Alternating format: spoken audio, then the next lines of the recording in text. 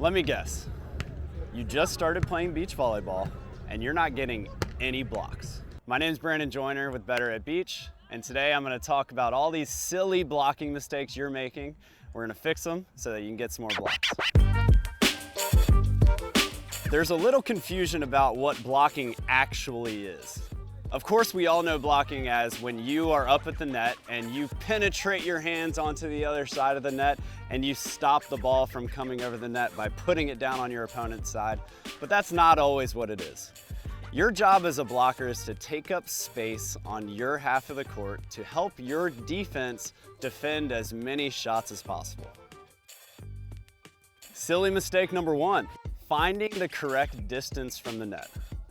A lot of the times whenever people are making mistakes in beach volleyball with blocking, it has to do with how far away they are from the net.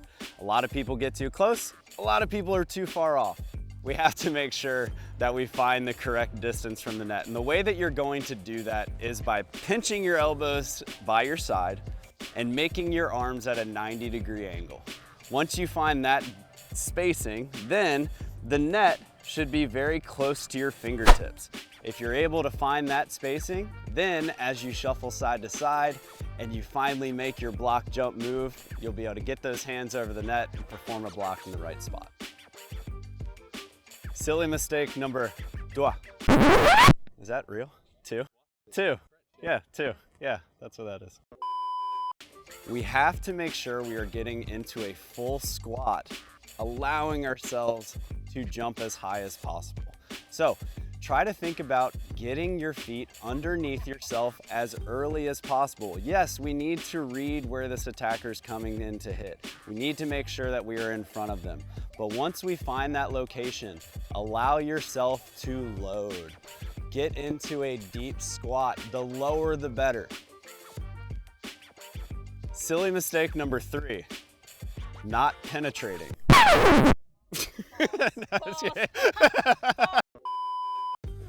Silly mistake number three, not pressing over the net or penetrating, as some people call it.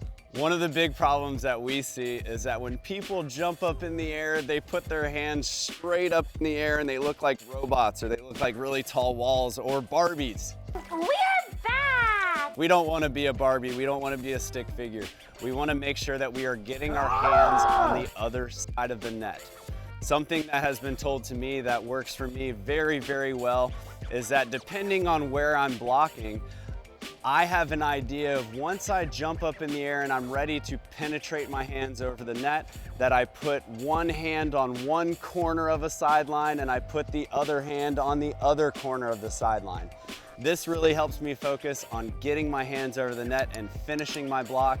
If you're able to do that, then you will definitely disrupt the attacker's vision and all of their different shots that they can hit, and you'll take up as much space as possible.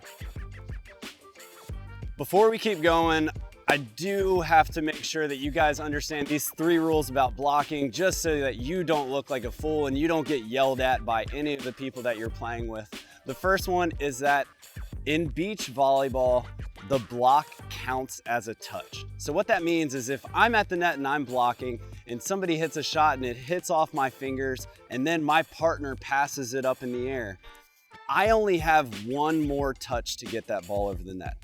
My block counted as the first touch, my partner's pass or set counted as a second touch, and then my third touch is what would send it over the net. The second one, this can kind of go with the first rule, but sometimes there's something that happens which is called a joust. And a joust is when a player from each side of the net contact the ball at the same time. But when the ball ends up on another side, that joust does not count as a touch, which means that you still have all three touches. And then the third one, this one might seem obvious, but a lot of people don't know this, especially if people are just starting out, but you're not allowed to touch the net. Don't be that guy. Nobody likes it. When you are a fish in the net, don't touch the net. So in review, I know we covered a lot today about blocking, but there's 3 things that I want to make sure that you understand about blocking. The first thing is make sure you find the appropriate distance from the net. Remember, we found this by making that 90-degree angle with our arms. The second thing is finding your optimal depth to perform a nice jump.